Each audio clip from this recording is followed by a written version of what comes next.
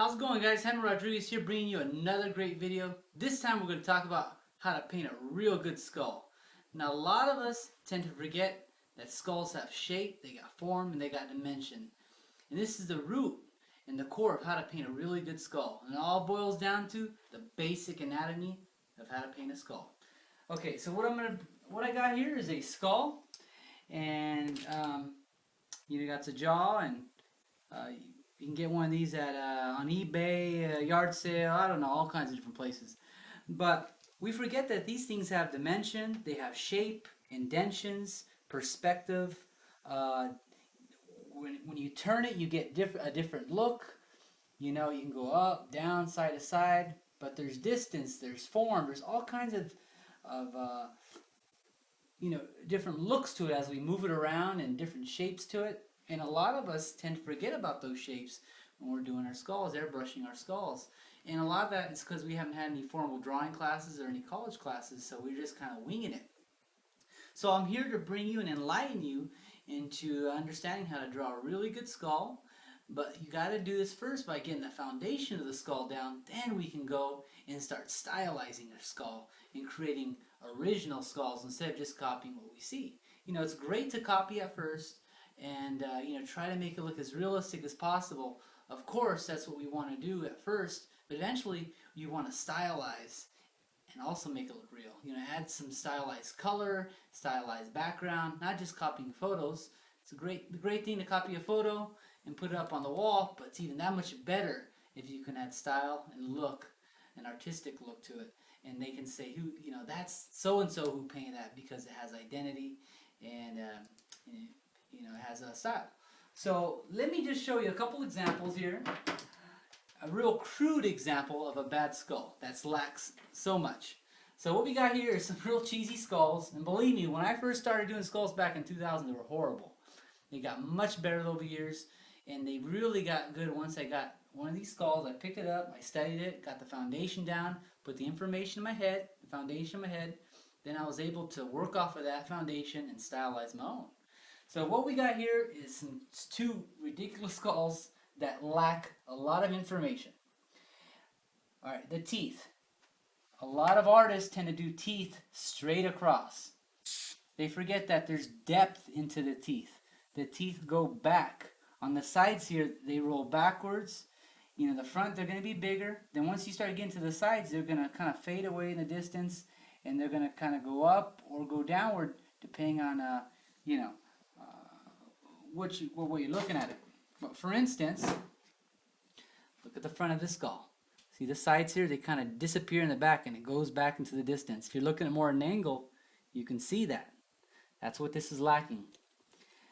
Then look at the nose. There's no nose bridge right here. There's no indentions right here. You know, there's not this bone that protects the side of the socket. You know, there's no shape of the cranium, the top of the head. So much that this basic line drawing is lacking. Now, of course, it's a line drawing, but you can see the fundamentals. This is lacking. The jawbone. You know, the indentions here when it goes and links up into the actual head of the skull. You know, again, the depth on the bottom of the teeth. And just the amount of teeth that are usually on the bottom, the way it goes upward, and then it starts to go downward. So these are the things that I want to try to relate to you and let you understand. There's so much information in one of these things that you can absorb and get into your brain. You know, taking a drawing class, anatomy drawing class, will get all this information. If not, just go buy a skull if you want to learn how to do skulls and do it this way. But it's all about getting information in your head, studying it, getting it down packed. And I go over this with my cursive alphabet, getting a good solid cursive alphabet. It's all relative. Information, and then you can work off that solid truth, that solid information, and go from there. Okay, here's a skull I did. This is the logo to my company. Again, we got all the fundamentals in here and more. I stylized the cheekbones. I stylized the texture. Everything's stylized. Wherever you go, teeth, little sharp-edged. The structure of the bone, the highlighting effects, the way it's looking mean in there. Just all over their style.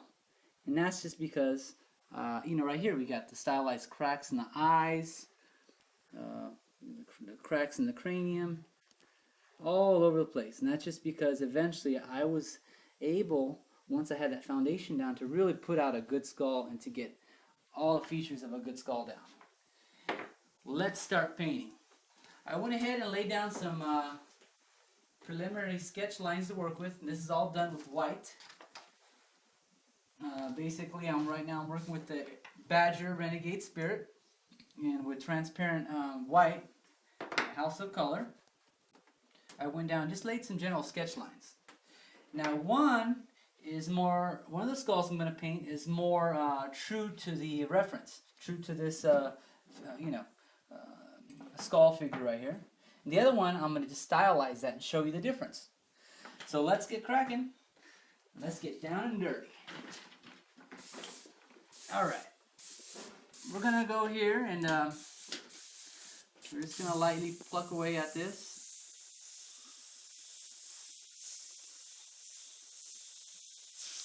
My little beautiful wife is the camera woman, and she's the one that has the patience to stay up with me late at night and do these videos, so we all need to thank her.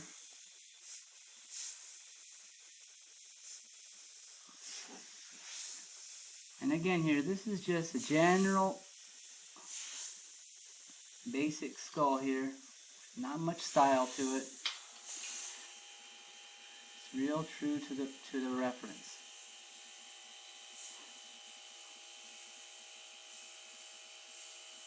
Again, we're lining everything up, lining with the middle.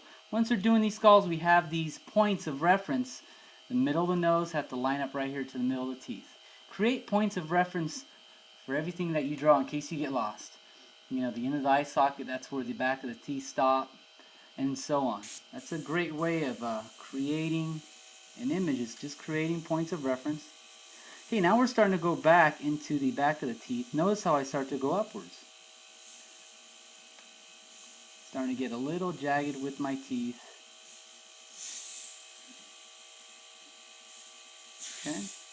Okay, the bottom of the teeth. It's usually about 4 or 5, and then you got this kind of pointy one. And then again.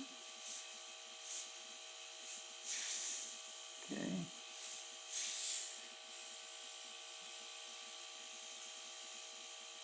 Hit my chair and it kind of bounced my line up. But you get the idea here.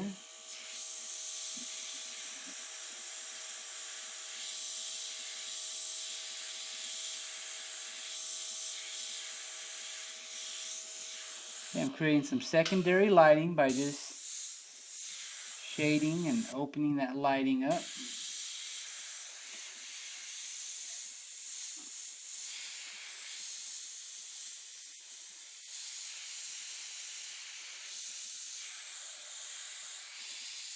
One more secondary lighting right here.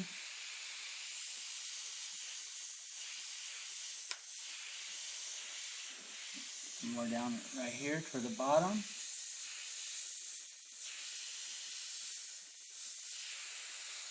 Shadow area, and then just some textured ridges right in here, just like that. Some lumps and bumps, and so on.